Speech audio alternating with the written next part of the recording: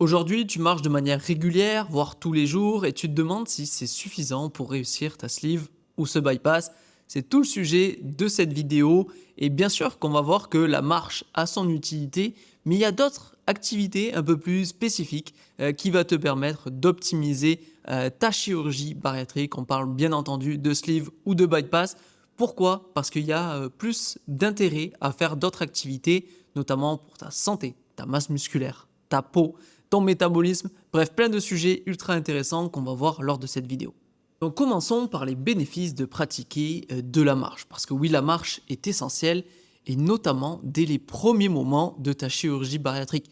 Parce que oui, entre l'opération et le premier mois post-op, ce qui est recommandé, c'est essentiellement de la marche. Donc tu vas commencer par cette activité physique. C'est pas vraiment une activité sportive, c'est une activité physique, mais elle va être essentielle et je te conseille sur ce premier mois d'y aller progressivement, étape par étape, de peut-être commencer par quelques mètres, quelques minutes et d'augmenter progressivement au cours de ce premier mois. Donc, je me suis noté quelques bénéfices de cette marche. Déjà, c'est qu'elle est accessible, c'est-à-dire que tout le monde peut le faire de manière plus ou moins intense, de manière plus ou moins longue, mais elle est accessible parce que tu n'as pas besoin de matériel, tu peux le faire n'importe où, que ce soit à l'intérieur avec un tapis de marche ou à l'extérieur. Et d'ailleurs, je te recommande de marcher le plus souvent possible à l'extérieur. Pourquoi? Parce que c'est aussi un moment pour toi, un moment où tu t'évades, tu penses peut-être plus à rien, où tu évites les soucis, où tu regardes la nature, etc. Donc c'est hyper important aussi la marche. Ça a des bénéfices physiques, mais aussi beaucoup psychologiques. On peut faire d'ailleurs une corrélation directe avec un point que je me suis noté, c'est la diminution du stress. La marche, crois-moi, a son rôle à jouer là-dedans. Elle peut aussi avoir son intérêt parce que elle a un faible impact sur tes articulations. Donc plus tu vas marcher lentement, et oui, car on sait qu'avec l'obésité, les articulations sont mises à mal, elles sont beaucoup compressées par le poids, et donc plus tu vas avoir des exercices intenses, des sauts ou de la course à pied, plus il va avoir d'impact sur tes articulations, et donc potentiellement plus de risques de blessure. Donc c'est un intérêt la marche, c'est que tu peux vraiment gérer l'intensité comme tu le souhaites, sans douleur, et ça c'est intéressant. Ça a aussi un bénéfice sur l'amélioration des capacités cardio-respiratoires. Donc là, plutôt un avantage santé sur ta VO2, mais aussi tes capacités, comme par exemple diminuer ton essoufflement. Donc la marche a tout son intérêt de ce côté-là. Ça favorise aussi le transit. Peut-être que tu ne le sais pas, mais si tu as par exemple un épisode de constipation, la marche peut avoir toute son utilité. Donc tu vois au travers de ces arguments que la marche est essentielle pour plusieurs bénéfices, que ce soit physique avec bien entendu une dépense énergétique qui va aider à ta perte de poids, mais au-delà de ça, ça va avoir aussi des bénéfices pour ta santé, tes articulations, mais aussi ton bien-être psychologique. Mais est-ce que la marche à elle seule est-elle suffisante? On va voir ça dans cette seconde partie. Parce que quand tu fais une chirurgie bariatrique, que ce soit la sleeve ou le bypass, ton corps change rapidement, ton poids descend rapidement. En tout cas de manière plus rapide que si tu n'avais pas fait cette intervention. Et donc il faut comprendre que dans cette perte de poids, qu'est-ce qu'il y a? Il y a de la perte de gras, bien évidemment, c'est l'objectif premier de cette opération, mais il y a aussi potentiellement une perte de muscle. Pourquoi? Parce que la perte est tellement importante, rapide, que ton corps a besoin quand même que ton corps pendant cette phase-là a besoin quand même de beaucoup d'énergie. Et quel est l'organe ou le constituant de notre corps qui utilise le plus d'énergie? Eh ben, c'est les muscles. Et donc ton corps il se dit, oula, j'ai pas beaucoup d'énergie, j'ai pas mal de changements en ce moment, qu'est-ce qui me coûte et est-ce que j'ai l'énergie suffisante pour répondre à ce besoin-là? Et donc automatiquement, quel est le constituant de ton corps qui va enlever le premier? C'est les muscles. Et donc dans ta perte de poids, notamment au début, tu vas avoir la perte de gras, mais aussi de muscles. Et donc bien sûr qu'il y a un intérêt pour ta santé de diminuer la masse grasse, mais est-ce qu'il y a un intérêt à perdre du muscle? Alors pourquoi le muscle est aussi important pour notre vie, notre santé, notre équilibre? Déjà, comme tu le sais, nos muscles, c'est ce qui me permet de bouger, de se maintenir. Là, ici, je suis assis sur ma chaise.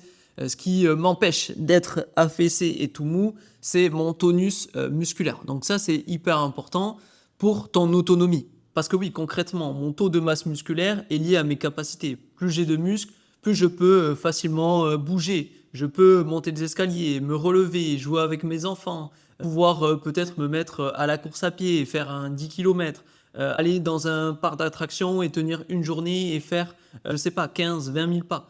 Tout cela est nécessaire grâce à une seule chose, les muscles. Mais ça, je pense que tu le sais déjà, que c'est ton allié santé, et notamment aussi dans le bien vieillir. Plus tu as de muscles, mieux tu vas vieillir et pouvoir garder cette autonomie le plus longtemps possible. Mais il y a un aspect que tu ne sais sûrement pas dans la masse musculaire, c'est l'impact sur ton métabolisme. Pour que tu comprennes bien, commençons par définir ce qu'est le métabolisme. Donc le métabolisme de base, c'est l'énergie que tu dépenses au repos allongé. Et oui, ton corps continue de fonctionner et heureusement 24 heures sur 24, 7 jours sur 7. Et donc, quelles sont les choses qui utilisent de l'énergie même au repos? Tu as ton cerveau, tu as tes organes vitaux, tu as le maintien de la température corporelle, mais tu as aussi, surtout, tes muscles. Parce que oui, même tes muscles fonctionnent 24 heures sur 24, 7 jours sur 7, même si tous ne sont pas utilisés. Et donc, admettons que tu aies deux personnes de 70 kg allongées, du même sexe, du même âge. La personne ici, Madame A, consomme à peu près 1300 kilocalories au repos allongé sur une journée. La personne B, qui est ici, dans la même position allongée, consomme 1100 calories sur la journée. Donc ces deux personnes sont du même sexe, même âge, même poids, les deux sont allongées et pourtant il y en a une qui consomme plus d'énergie que l'autre. Quelle est la différence entre les deux? C'est que la personne A plus de masse musculaire que la personne B. Et donc là, tu es en train de comprendre un point essentiel de la réussite d'une personne opérée après une sleeve ou un bypass, c'est que plus tu gardes de masse musculaire dans cette perte de poids, plus tu consommes d'énergie, même au repos. Donc tu comprends que plus tu gardes de masse musculaire, plus c'est facile d'aller chercher ton poids de forme et plus c'est facile de brûler du gras. Mais surtout, un point essentiel, c'est que quand tu es arrivé à ton poids de stabilisation, admettons voilà à 70 kg, la personne qui aura gardé le plus de masse musculaire, elle aura plus de facilité à le maintenir. Pourquoi? Parce qu'elle consommera beaucoup plus d'énergie, même au repos, sans rien faire. Et c'est là pour moi le point clé. Alors il y en a bien d'autres, parce que l'obésité, c'est une pathologie qui est complexe et il y a plein de facteurs à prendre en compte. Mais si tu te concentres sur la perte de centimètres, la perte de gras et non la perte de poids en maintenant cette masse musculaire, ben ça va être beaucoup plus facile sur les mois et les années à venir. Et donc c'est pour ça, dans l'accompagnement que j'ai créé, qu'on se concentre aussi beaucoup sur la masse musculaire et qu'on ne pratique pas que forcément de la marche, on vient le combiner à du renforcement musculaire. Parce que c'est cette activité de manière précise qui va venir stimuler suffisamment le muscle pour le maintenir, voire l'accroître alors que tu es en train de perdre du poids. Je vais te mettre là à l'écran des avant-après des personnes qui sont passées dans l'accompagnement et tu vois cette transformation que le corps réagit bien par rapport à la peau, et je sais que c'est important pour toi d'avoir un corps qui est tonique, sans peau relâchée, et le renforcement musculaire va être vraiment utile là-dessus. Mais tu vois aussi que c'est des corps qui sont en bonne santé, qui sont musclés et qui sont potentiellement capables de faire toutes les activités que tu souhaites sans difficulté, et qui ont un métabolisme de base qui tourne du tonnerre et qui leur permettent de continuer à perdre du gras sans jamais le reprendre. Mais alors là, la question que tu te poses, c'est quoi faire comme sport, quelle activité, où ça, à quelle intensité? Et donc, c'est des questions légitimes. Et tu te demandes comment ces femmes ont transformé leur corps pour avoir cette masse musculaire et l'avoir maintenue même dans la perte de poids. Et bien en fait, déjà, ce que je te conseille, c'est d'y aller de manière progressive. Ok? Parce que peut-être que tu n'as jamais fait de renforcement musculaire et que au début, ça peut être difficile. Comme chaque compétence que tu essayes de développer, au début, oui, c'est compliqué. Donc il faut y aller progressivement et choisir déjà un lieu où tu te sens bien, que ce soit potentiellement en salle de sport ou plutôt à la maison, dans une association.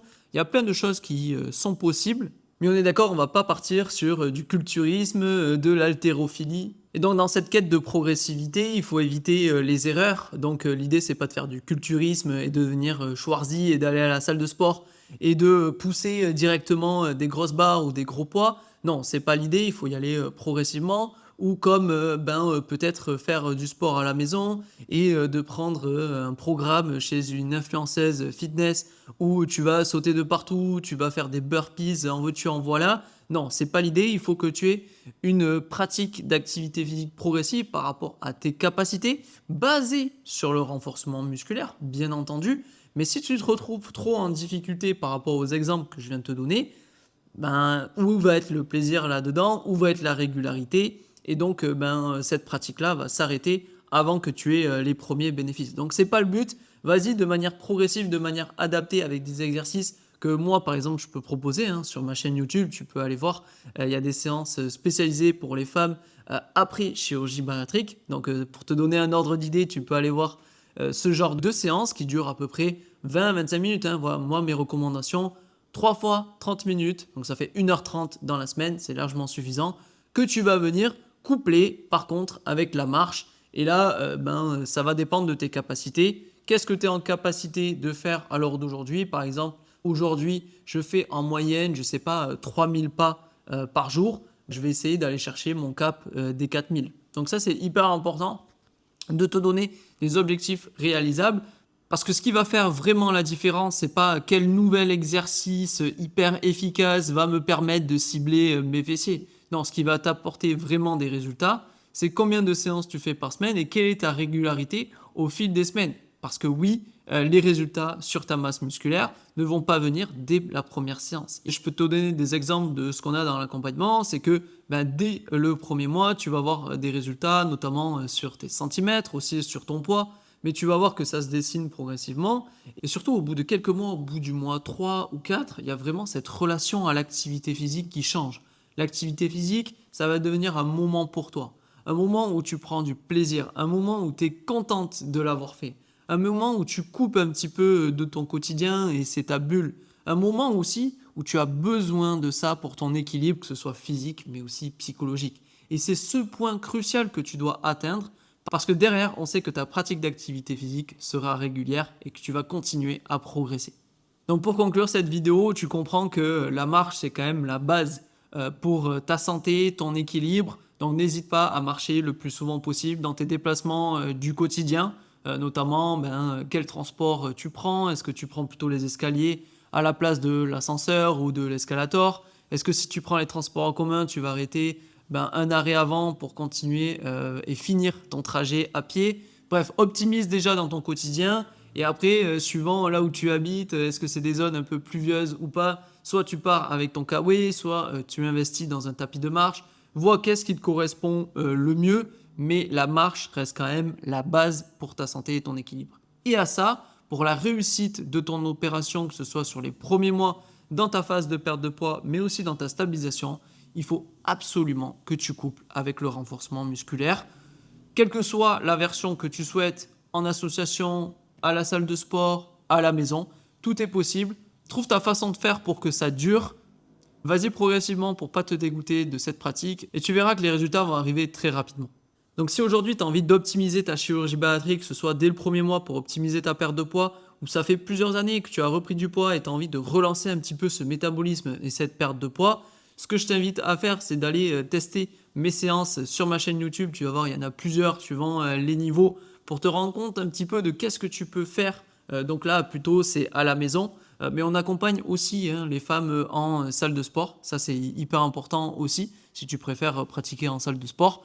Et si tu souhaites vraiment optimiser à 100% et d'avoir un programme, un accompagnement pour maintenir cette régularité et t'amener jusqu'au point essentiel où cette activité physique devient quelque chose d'agréable, de plaisir et surtout que tu en ressens le besoin. Nous, on fait ça au quotidien au travers de l'accompagnement.